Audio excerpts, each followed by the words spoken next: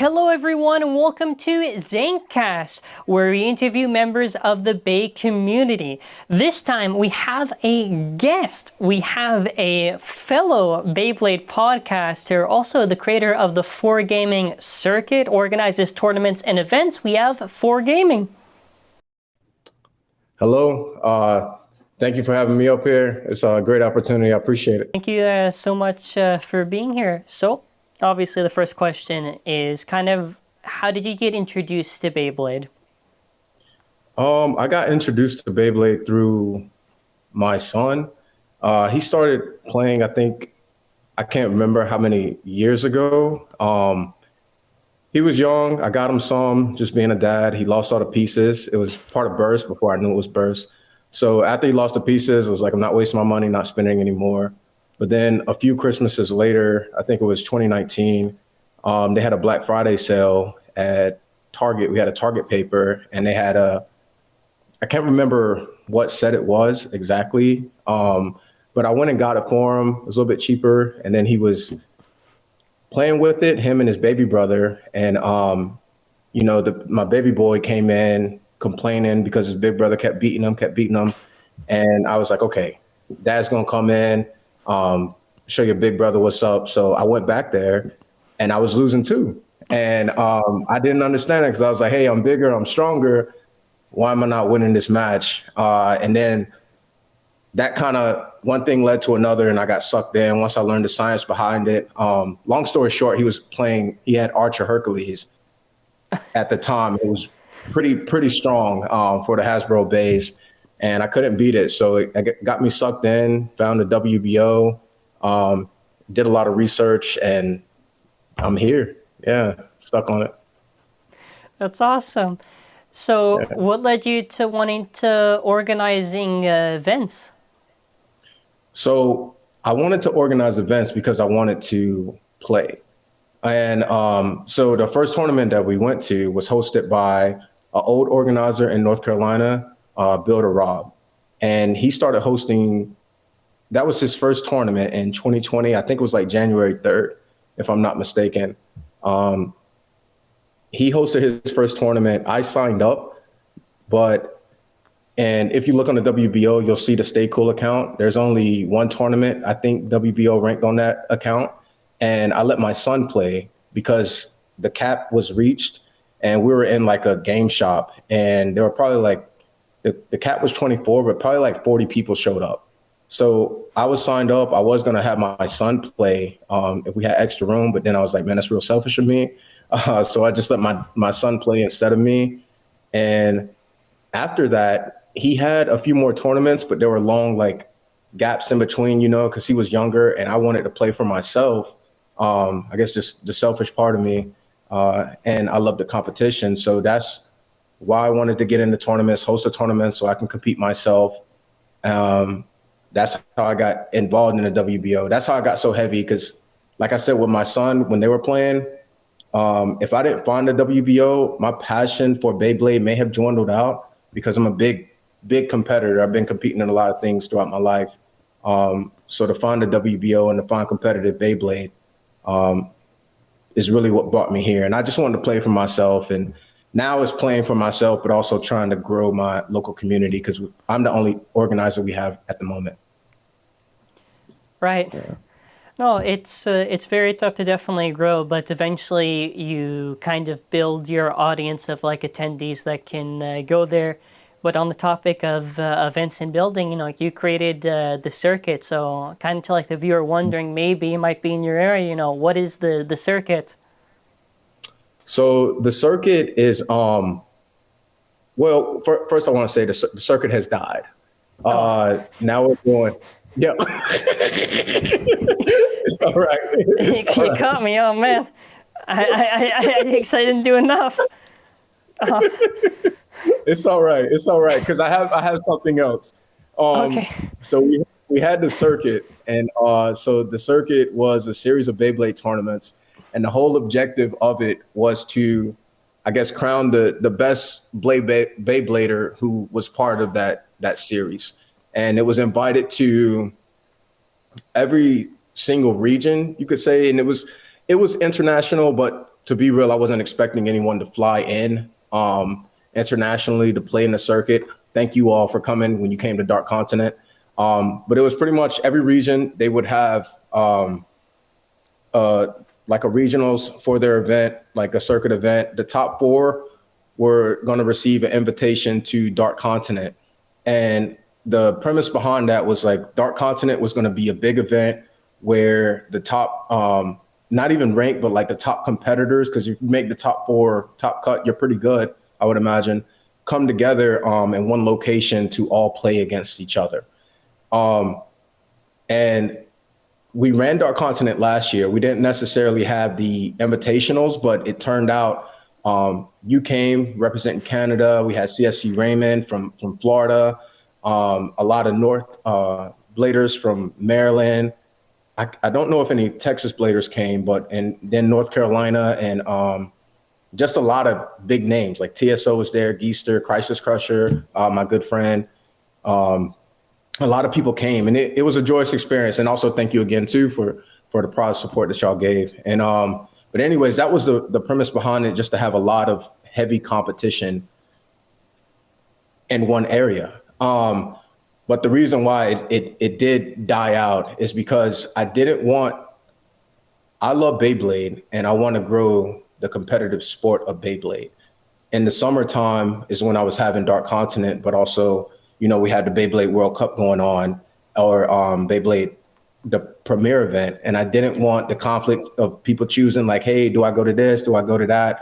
Or spending too much money or anything like that. So I reached out with Conch 7 or Conce, and he was working on the Beyblade World Cup. I threw some of my ideas in there. We got something going to kind of help with the regionals. And once we did that, because that was going to be a big summer thing, I created Challenger. So now Challenger is something similar to the circuit, but the main event is going to be in March. So it's the off season. So whether if it was a regionals for Beyblade World Cup, or I know we're going to get to it later in my proposal, if WBO wants to do something big, it could be a regionals for that. But Challenger is pretty much the same thing.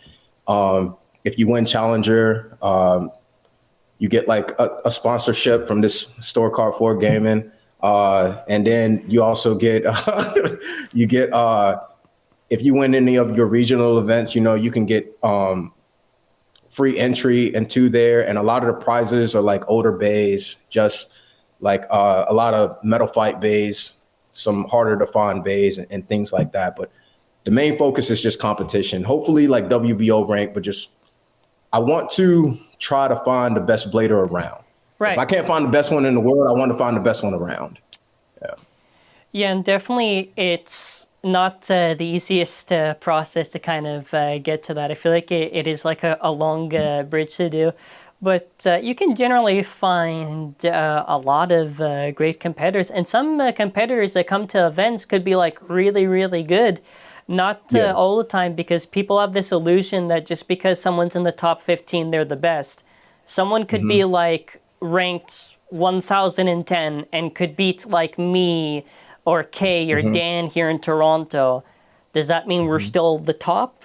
No, everybody's equal. There's equal opportunity in these events for anyone to shine. That's what I enjoy about hosting these events and just like observing. Yeah, I agree with you on that. And thank you for bringing that up, because that was a big premise behind Dark Continent. Because when I got involved in WBO and I did see the rank structure, respected it. There were various things, because I mean, my local community, I don't want to jump too far ahead, but in my local community, there was the rank and the rank structure. And I do get the random kid phenomenon where just someone randomly shows up and just wipes out a tournament. But sometimes those kids aren't so random. And I was at a few tournaments where I would play with, like I had a tournament in Greensboro, and there was a kid that came from New York, and I've never met him before, but he played Beyblade, and he played like local in his local scene, but it wasn't affiliated with the WBO, so nobody really knew him. But he came to that tournament and he got second place. And I've seen a lot of that from some of the tournaments that I hosted outside of the WBO, as well as a lot of people that I talk to on various social sites. So sometimes it's random kid phenomenon. Sometimes it's people showing up who aren't a part of the competitive scene or aren't ranked. And that happened at Dark Continent because even though it wasn't an invitational, I think I would say 80 to 90% of that tournament were people with 1,200 BR and above. And a lot of the people were in the top 25 within burst ranking. But first, second, and third place were people that really weren't on the leaderboards like that. And they were winning. And it was diverse, too. The number one, I think, shout out his age, is 40-something years old. JC Macon Burst in second place. I think he was 6 years old. He was MJ the best. And then his dad came in third place, which it was his dad. But we had a 40-year-old, a 30-year-old, and a 6-year-old, all in top three. And they're not big on the leaderboards, but they knew what they were doing with their combos, and it all worked out. So I love seeing that. Yeah, so the next thing I want to talk about is kind of your proposal, because I feel like a lot of the discussion that kind of happens with the WBO, I feel like a lot of times it doesn't go anywhere, mostly because we'll kind of like talk on it, and then after it kind of just freezes, and like someone will say the same thing like 50, like, you know, it kind of gets regurgitated eventually. I think your proposal was like a very refined version of what like a lot of people were saying, and I kind of want to touch on it. So we do have the sections. I have the papers here, so I don't mess it up. There's a community resources, staff, tournaments and ranking system. So I kind of want to just go over it with you and kind of just try to, understand it and kind of, go over the proposal, because I think it's definitely a lot of good ideas here that you pitched for the WBO that I would hope they can implement. Yeah.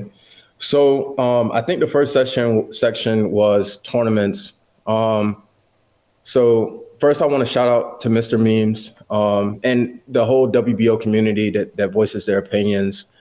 Because once I saw Mr. Memes post, and it like sparked me to finally put up all the thoughts that I had. And the tournament thing was the first thing, because it was like the tournaments and the ranking. Yeah.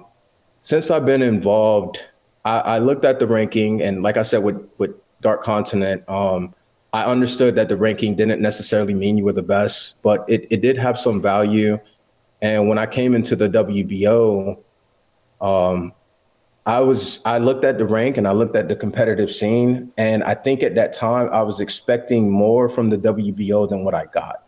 And that proposal, maybe it was selfish of me or my own ambitions on what I believed that the WBO could be, or maybe just what I wanted it to be, or what I thought the community wanted it to be.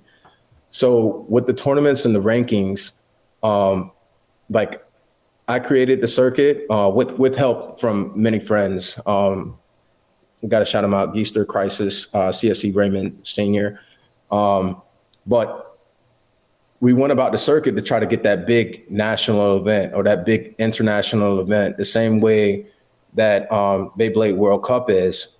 The issues with that is I'm a store owner, Conch is a store owner, and not saying that that's a fully negative thing, but this is a community network. And I wanted there to be like no biases in it, if that made any sense. Like I didn't want there to be like, oh, I'm just doing this so I could sell Beyblades, or so I'm just doing this to promote myself. I don't want, even though I know I'm not doing that, I didn't want that to be in anyone's head.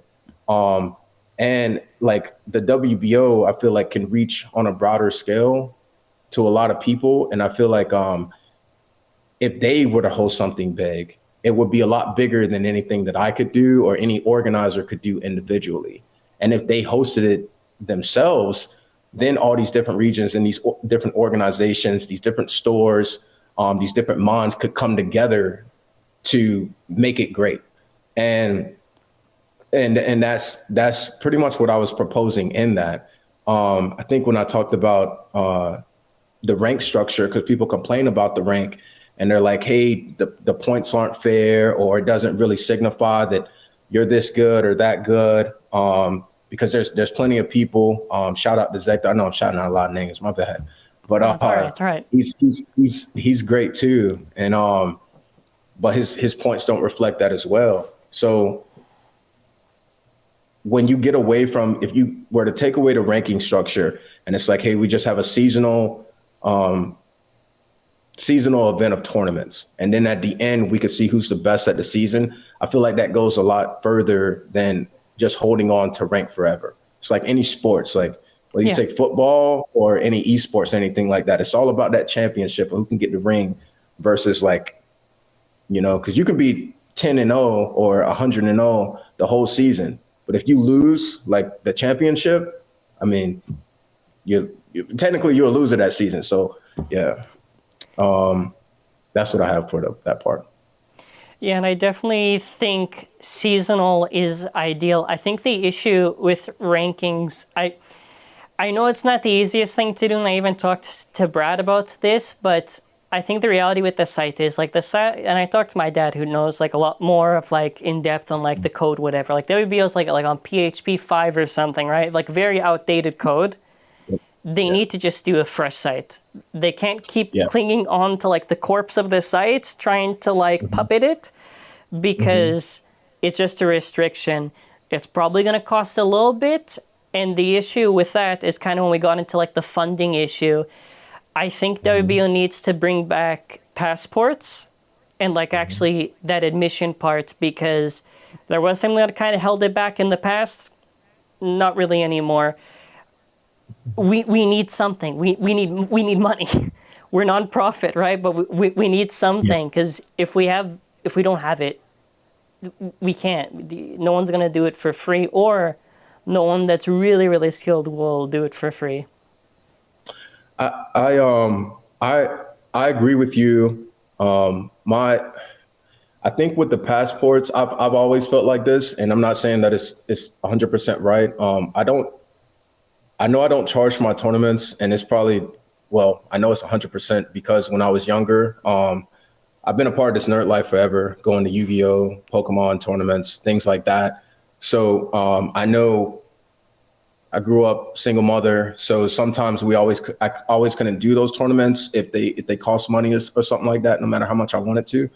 So I'm speaking on that because the passports, and it goes into my second section with community and resources. If they do the passports, I think it will be solid, but there's other options. That way everyone can continue to play and have fun, because yes, the WBO does need money and does need funding. And I did throw out the ideas because this is another thing. I feel like the WBO, when it started, it was a community of it was a small community of friends in various places. And it like, I think of it like just a neighborhood of friends, and they all playing in the street or playing in the cul-de-sac.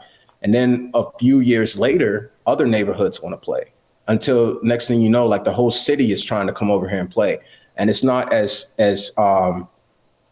you have to, you're building your base. You're going from like a small store to a full out corporation, and you have more people that you need to cater to. So with that, the mindset that they had before and the mentality that they had before, it will have to change in the times as far as the software that they're using. But so many other things have changed. There's so many stores out right now that could help. And I spoke on that even with Dark Continent. Like, I appreciate you all for what y'all did with the pricing. Bays and Bricks, Everwish, Portal Zero, Beyblade Premiere, so many stores came and helped. And I'm a store owner myself, and it wasn't like it was competition with that. And if they were willing to help me, like I said, how much more would they be willing to help the WBO? And with affiliate programs, so people could buy from their stores, WBO gets a percentage. I'm even willing, or even if they don't want to take it from me, anyone, they could promote merchandise, that not only helps. That not only helps, like if somebody's walking around with a WBO shirt, WBO hat on, has the WBO logo, that's something that kids can see or adults can see. What's that about? That's marketing in and of itself. that money can go back to the community to help with tournaments, help with the big tournament, help with getting a new site. I even spoke about with the marketing and things like this right here. And you, like, shout out to you. You are a big part of the community. And I was like, man, why don't they have Zankye just doing the marketing and helping with the promoting, or having meetings to be like, hey, we need to get this tournament shown out. Not to put you on the spot, not trying to create extra work, but it's like, Right. that would be great. You know, like that would really help the community to grow and to spawn. And Right. yeah, those are some of the things I was on. So for the merchandise thing, because I want to touch on that, if not the passport, which I can agree could definitely get a little bit dicey, because how much does it cost? Where do we apply it to? Right? That's like a separate conversation we definitely have to nail down. I think merchandise is definitely something that is slept on. Like, very simply, like, we have mascots already. Like, I don't know how the copyright works. Maybe we can't use it, but we have like the WBO logo, or we can just get someone to do some designs, like very simple stuff like t-shirts. Maybe it can get sold in the events. There are alternate forms for monetization. There just has to be an effort. And part of the other issue too is that whether or not it was a good decision or not, they don't let too many people into like marketing or into making these choices. And when it becomes very restricted on who says what gets approved, whether it's at the top or in the middle, whatever, it becomes more of an issue, because a lot of good ideas can get thrown out. And I think you talk about this too, but I do think there are a lot of people with good input. And I think we need to actually factor that in, that there are people willing to help, people who have this knowledge. If you're ignoring it, it's like it's an asset to help you, right? It's like if you're building a house and someone offers you help to build that house, right? Take the help. Why are you going to ignore it? It does get frustrating, because I obviously, I talk to I talk to Dan, okay. I can give them advice if they want to, but they do definitely, and obviously too, this is technically like free labor for like the social media stuff. It's not an easy job, obviously.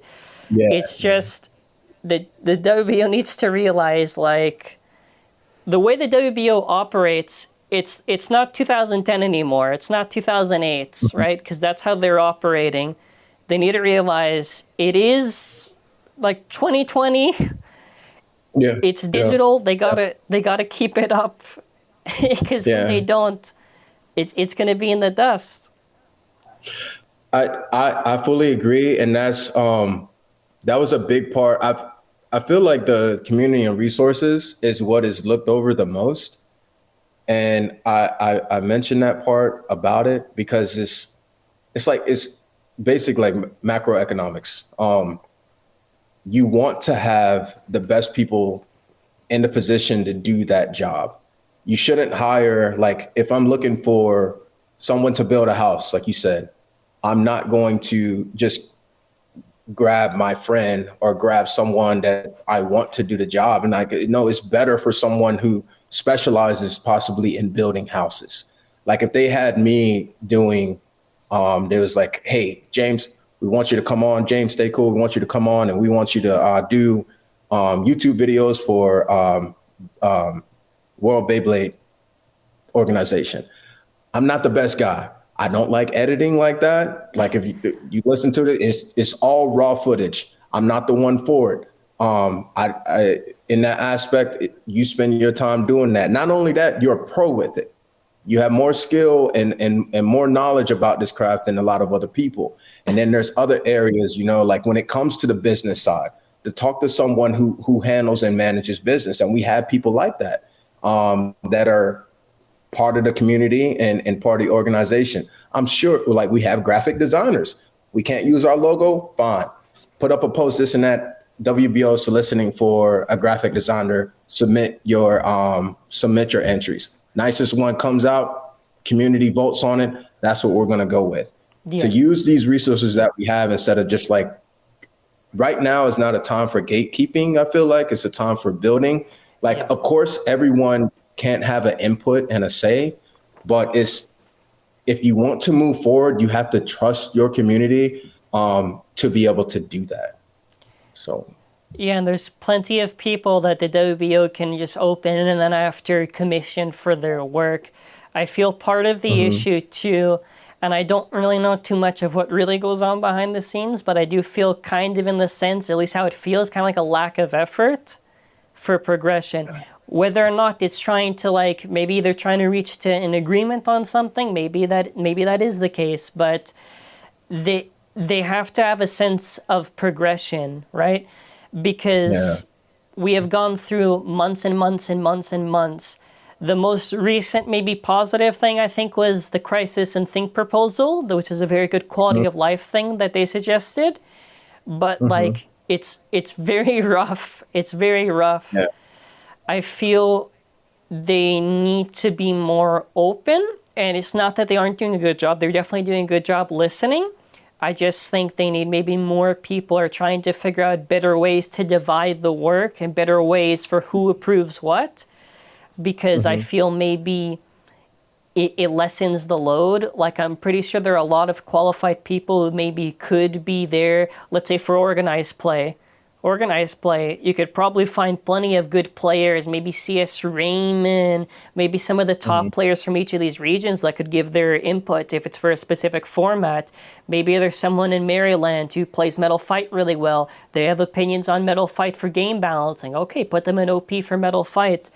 It doesn't have to be like restricted in a box. That's why I always kind of get confused, because you can't really get mad at them because that's just how it is, right? But I do think they should allow whatever the process is to approve, whether it's like another interview to figure out, their knowledge of the game, or maybe activity, just something to build on that. But I think that's kind of where we're getting to on the staff part. So that's a good Yeah. transition. Yes. So I wanted to. Well, we are speaking on staff. I think something that happened, and I could be completely wrong with this, but I think that because I started talking about passion as well, and the people that are passionate to be able to do the job. I don't want to say that all the staff is not passionate, but I have seen things for the little bit of time that I've been in the community to where it kind of looks like they may not be. And like the decision making process, even responding to some messages or a lot of messages. And I've said it before, like in that proposal, I have a friend who's been waiting, I want to say close to 2 months just to get the approval for becoming an organizer. And he will be like the only organizer in his area. And it's like, if the slogan is let's play Beyblade together and want to grow Beyblade, I could see maybe waiting like a couple of days, like you're busy or something. But 2 months and there's no response. And I get it, life happens, people get busy, but when it comes to that, that's when you got to kind of put the gatekeeping aside and it's like, hey, I can't handle this right now. Can someone else keep this going so that we can continue to progress? And that's like a kind of like a reflection moment. Like if you look in the mirror and you'd be like, man, you know what? Maybe I'm not as passionate about this game or about this sport or this hobby as I used to be. Am I going to sit on it and just let it die? Or maybe like I should pass the torch, or maybe I should open up the doors a little bit more for the people to keep it going and to help it grow. And that's like self-reflection. And I get it, if you're part of the community since it started, or you got on the staff and you're holding on to it. But it's like, if you're, I don't want to sound like Right. super negative, but if it's like dead weight, then I mean, you got, I'll probably sound bad, I but you probably gotta, wouldn't say dead weight. I think dead weight's a little mean. little too mean. Yeah. That's probably I'm sorry. I'm in the Coast Guard. Well, sometimes I get a little bit, maybe a little bit too vulgar. I apologize. But if you're holding on to and you're holding on and you don't need to, like, probably let it go. I'm sorry, Zach. No, it's all right. Say what you want, man. Say what you want. Yeah, It's not right. It's not wrong. yeah, I definitely don't know if it's not as passionate. I definitely think what it could also be is the reverse. Maybe a lot of people are passionate, but they have different views that don't agree with each other. That's why I Yeah. kind of had the idea, or maybe allow more, or don't have it be specific. Because if people have specific, let's say before this whole crisis and think proposal, someone has more of an idea of a WBBA rule set in Japan. Somebody prefers the WBO rule set. Okay, so imagine there's like some meeting for organized play, whatever. Okay, I'm pretty sure the call is going to be absolutely fire back and forth, insulting. I want it this way. I want it right. So that's why I kind of think, I don't know if it's, I don't think more necessary, but like maybe, you know what I mean? Kind of like divide it where maybe it can make sense. The 2-month thing, I have no idea, but definitely they do need to find maybe someone who has time to kind of check on approving more people, because I know recently we had people from Singapore. I know there's active bladers in Malaysia. I definitely think they need to keep their eye on that, because I definitely know there are places like, you know, Facebook, whatever other places that, you know, like host Beyblade stuff, or even like conventions, but ideally should be WBO. I mean, host whatever, but, you know, a WBO, just because it helps grow around. No, but definitely, I think too, like when you're at such a high position too, it is a big responsibility, and also contributions do matter quite a bit. You know, kind of like when you see like a law getting approved, you know, you see who voted on that thing, right? For or against, right? So if it's like something's getting passed or whatever, this is how many people said yes, this is how many people said no. Maybe the WBO can have this process where there is like X topic, the back wall, this is who said yes, this is who said no, or something, I don't know. Or just like release the call debates, I don't know. Like if maybe that's like entertainment for like the WBO, release it on the YouTube channel. Organized play podcast. It's all of them going at each other. I don't know. I'm just maybe not that one. I feel like that'd be a little bit too crazy if they did that. No, it's good ideas, and yes, I understand. I understand what you're saying. I think it is a difference in views and opinions, and I thought about that a little bit after I put up the proposal. That some, like, at the end of the day, I will put up the proposal. We all will, but the WBO is ran by, you know, the WBO, the people that own it, and the staff of the WBO, and ultimately how they feel or they see things is how it is going to be. And if they wanted the community or the WBO, let's say they wanted the platform just to be somewhere where people can come just to post tournaments in general. They weren't worried about having this big national event that I proposed. They just wanted for everyone around the world to be able to come to them, whether it's WBBA, WBO, I think it's IBA, and these various organizations that's doing Beyblade, and they just want WBO to be that, then that's what the WBO will be. And I do take that into consideration. I think my only thing is like, just maybe tell me that. Like if I put it up there, just respond to be like, hey, yeah, no, this is direction that we want to go. This is direction that we want to take it. And I'll be like, Roger that. I'll just do what I got to do for my local community, and then we'll carry on from there. And then I'll do whatever else I can to help. Yeah, and I definitely think I wish there is maybe just a little bit more kind of transparency and kind of like how I don't know, like the communication on like how the big choices get made. Because I feel like we don't really have that. We usually just have like the final result whenever something gets announced. Unless you like talk to them maybe directly or whatever, and you ask what's going on, and maybe they're like, okay, here's what's going on. But I do wish there is at least that. And also I think it's important, they do like listen to community input. Like, I do know there was a lot of stuff people have asked for in part ban. So I do want to say, to give credit, so it doesn't look like I'm bashing, you know, in Burst Limited especially, that format, they definitely did listen to a lot of bands that people are saying.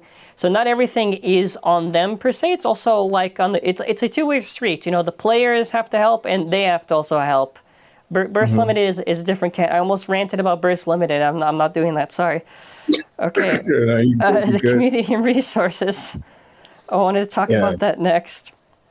Alrighty, so I'll let you start with it. Then after I'll add on. The community and resources. I think we had touched on that when I was like Oh yeah. Using the Okay, so I was going to talk a little bit more on the marketing thing then. So I yeah. definitely think that for the YouTuber side and kind of that promotion is a very tricky thing because Hmm. it's, you know, not everyone wants to do like free promotion, right? Because it's like, Yeah.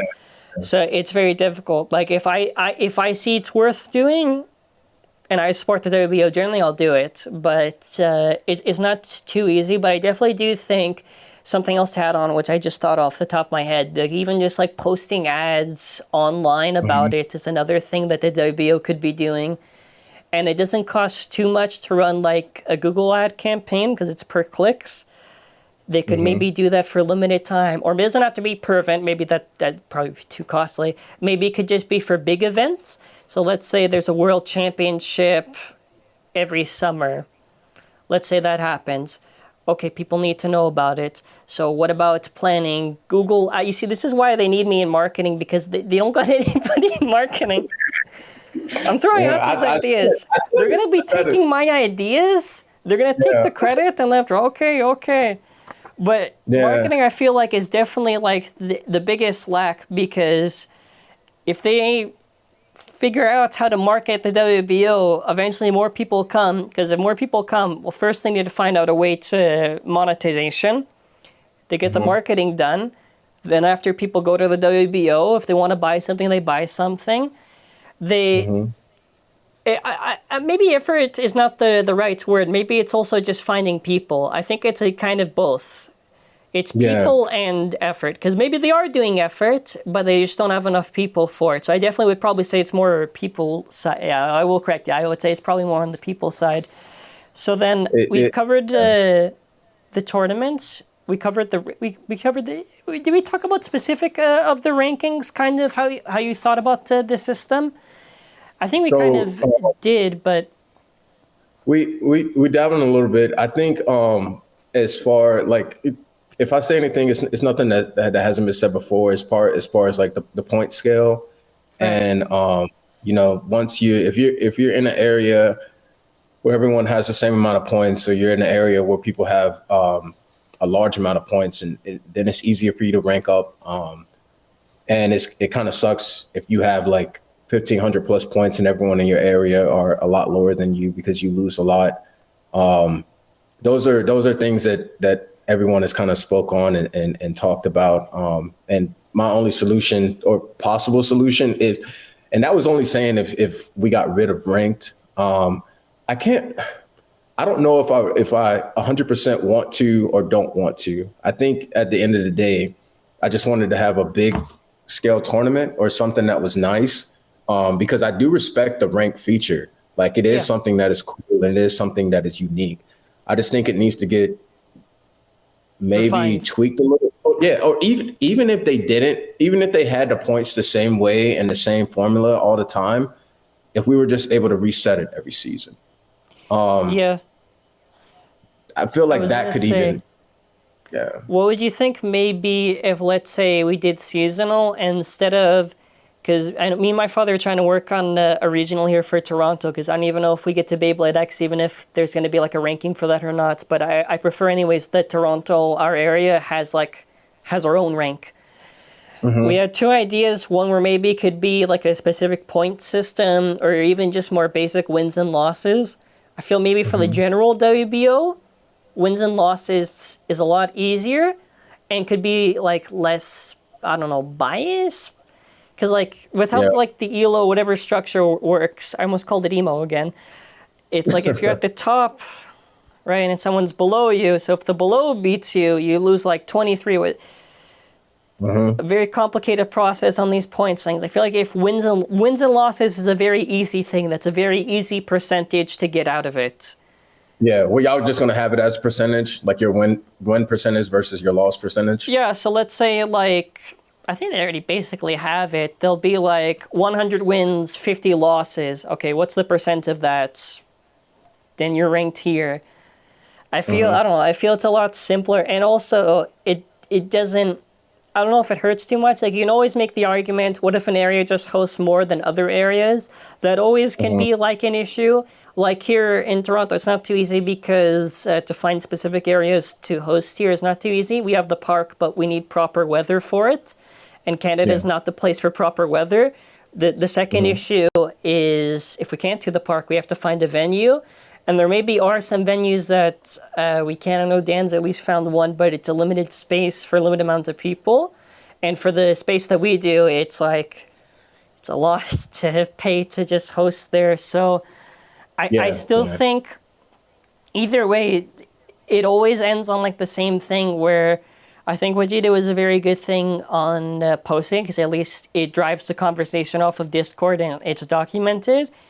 I think it'd be nice if whatever we reach to like a final consensus, and this can be separate threads where it's like a voting where it's like, okay, what option do you want? A, B, or C? And maybe only organizers can vote, and organizers can vote A, B, or C, because those are the people that are basically hosting the events, and maybe we could reach a better thing. But we got to talk about... No, sorry, go for it.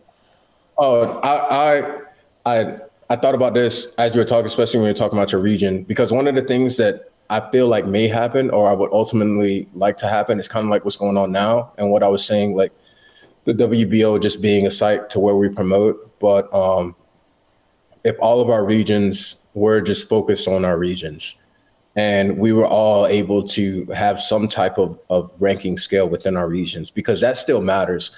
And that has happened before. Like a lot of regions already do have their spreadsheets up for, they go off of the WBO rank, but if they wanted to, they can also implement their own thing. And, you know, we still communicate on WBOs to promote our tournaments on the WBO, but we have our regional things. And we can even have our regional championships.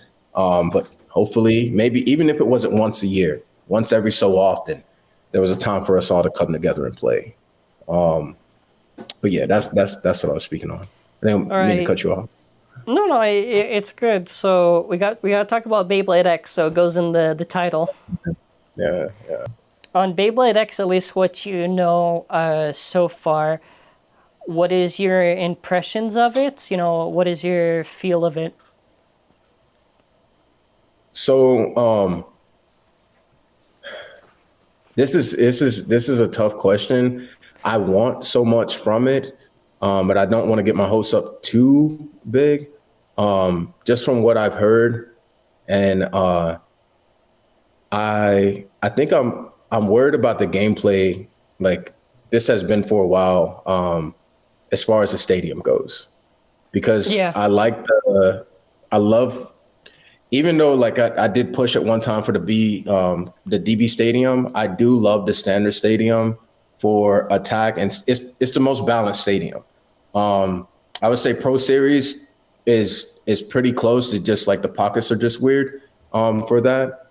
But from what I've heard about the center of the new stadium, like Crisis had mentioned it to me as well. It was like supposed to be like a bowling ball or whatever, and I'm kind of scared of that. So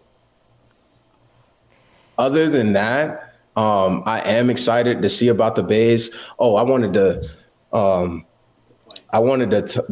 talk about this, and I'm sure you know a lot more. I know there was a big debate and topic about when TT put out, or the Cora release put out the items shipped for Metal Flight Classic and Burst. Yeah, and I know that the big debates were like which one sold more, but it had me thinking like, why did they put that information out? I know it wasn't necessarily just to say like, hey, this to see for a debate for like who sold the most. It had me thinking like, does this mean that they're going to either try to combine them all, or does this mean because Metal Fight is in the lead that they're going to have this system very similar to the way Metal Fight was ran? I definitely think that's where I have my head going. I definitely think when they're trying to market this as like a global hit, they're trying to put these like millions numbers. Look at all the decades we've done. This done this. It does that. It did that. And it's kind of also, I think, is they want Beyblade to try to be like evergreen, where it's like a thing that they keep on doing like on and on. Even though I said this in the original video, I said that people can't read how the numbers actually work because I think, what was it, plastics? I think burst was above plastics, but metal fight was at the top. But if you go by like the actual prices of burst is higher than metal fight. So burst should logically have sold more. We don't technically have the numbers, but I get metal fight fans who commented on that video, metal fight's the best. I'm like, guys, it's math. It's either you accept we don't know it, or if you're gonna jump to a conclusion, at least have it be lots. Metal fight fans are like, out of all 3 generations, they are the worst to do. Not talking about the WBO one, like the casual metal fight fans, because like I called it. It's like a fisherman with like a bait or whatever, and I reeled them in when I said that. Yeah, they're definitely the most loyal and dedicated that I've seen. They won't even, someone won't even touch burst just because of their love for metal fight. Yeah, they got to be open. But no, on the thing you actually said, you did raise a point. I do definitely think they are trying to incorporate design elements from all 3 into this new generation. I don't know to what extent, but I do definitely think that's kind of the idea. I've basically done the marketing for, I don't know where my paycheck is, but I've basically done the marketing for TAKARA TOMY. We got more info from me than we got from the actual teaser. The teaser, they grabbed like the most basic font, they put X, and that was it. That's all we got. I was hyped. I was sitting there, I was watching it. I was watching actually your show when it came on, and I still got hyped over that itty bitty teaser, but it was I guess to say in the least a tad bit disappointing, but I don't know. It was a teaser. They blamed me. They blamed me for it. I was like, guys, I'm just the messenger. The good thing is at least the biggest developments are going to be coming on the following weeks, because the Korokoro is going to be revealing what the bay looks like, or it should by now. There's the manga that's going to be releasing. And in a few days after that, there's May 17. There's supposed to be, well, technically, ignoring time zones in Japan, I'm going to say the Japan date, the May 17th date, because there's the one where the information gets lifted, and the other was the pre-experience show. So we're going to see like a lot more closer look, because they've been like giving the most basic crumbs possible. Like the last one was just like a shadow that is like, okay. But I definitely think what's exciting about Beyblade X is that, while I do think, I thought what everyone thought, it feels close, but I don't think they just wanted to do, I've said this before, but I don't think they jumped into it not thinking about it. I definitely think they developed this probably while Burst was still going on, while they were transitioning into the new generation, because if you read the financial reports, Beyblade's been selling extremely well. There's a decline, but it still keeps on selling for them. The fact that they got to like BU, like, should tell you, like, and they even threw in, even though I wish they did more, they threw in like the remake set at the end, which is technically the last product. So the fact they were able to shoehorn all that stuff in tells to me, okay, this sells well in Japan. I mean, now, I don't know if you saw this or not, but in Japan, they are clearing the stores. You'll see these bays go from like 10,000, like 10,000 was really high. I mean, 1,000, I'm getting my numbers mixed up, 1,000 yen, right? So, like the prices are getting heavily discounted. They're clearing it. They're clearing the board. So I'm very excited to see how they handle it. I'm kind of more in the neutral position. I'm looking at the stadium and I'm like, I'll see how it does, at least in footage. I don't think I'll ever get even if we see like these teasers and commercials, only probably when I get it in hand, I think is everyone's answer. But I think we covered a lot. Was there anything else you wanted to cover with any of the points? So I did want to speak on Beyblade X, and I wanted to shout out why I think it's gonna blow up as well.